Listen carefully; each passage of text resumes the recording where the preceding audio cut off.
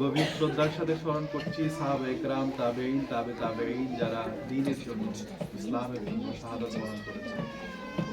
যুগে যুগে যারা শহীদ হয়েছেন, শহীদ ওসমান হাদি পর্যন্ত এই শাহাদাতের নজরানা পেশ করেছেন দেশের জন্য, মানবতার জন্য, আল্লাহর ইনসাফের জন্য। আমরা প্রত্যেকের প্রতি প্রত্যেকের জন্য আল্লাহ সুবহানাহু ওয়া তাআলার কাছে সর্বোচ্চ মর্যাদা কামনা করছি।